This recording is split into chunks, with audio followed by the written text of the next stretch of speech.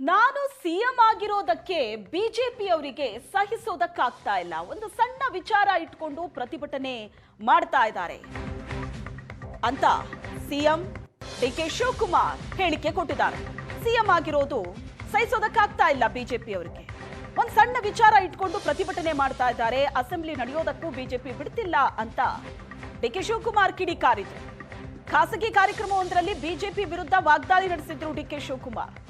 ಅಸೂಯೆಗೆ ಔಷಧಿ ಇಲ್ಲ ಅಂತ ಬಿಜೆಪಿ ವಿರುದ್ಧ CM ವ್ಯಂಗ್ಯವಾಡಿದ್ರು.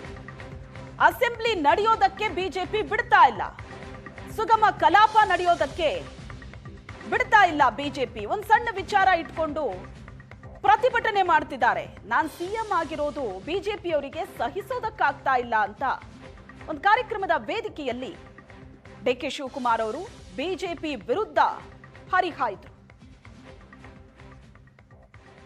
When I agreed to this program, I think I never knew that there would be an assembly today.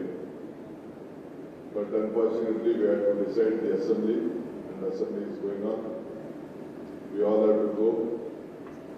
My opposition party leaders, BJP leaders are not able to digest me and my government.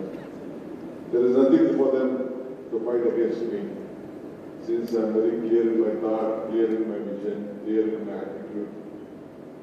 And the approach towards the common man and the people of Karnataka to make India and Karnataka smarter. Photographer, Firstly, jealousy has no medicine.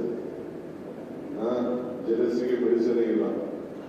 ಅದಕ್ಕೆ ಪಾಪ ಅಸೆಂಬ್ಲಿಯಲ್ಲಿ ನನ್ನ ಮಾತಾಡೋಕ್ಕೂ ಬಿಡ್ತಾ ಇಲ್ಲ, ಯಾವುದೋ ಸಣ್ಣ ಇದು ಮಾಡಿಕೊಂಡು assembly ನಡೀತಾ ಇಲ್ಲ.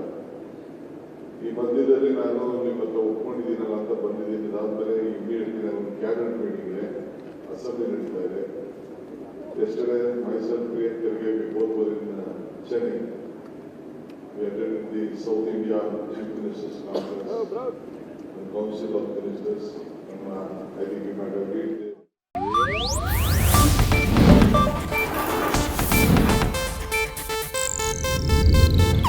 ಇದು ಏಷ್ಯಾನೆಟ್ ನ್ಯೂಸ್ ನೆಟ್ವರ್ಕ್ ಪ್ರಸ್ತುತಿ.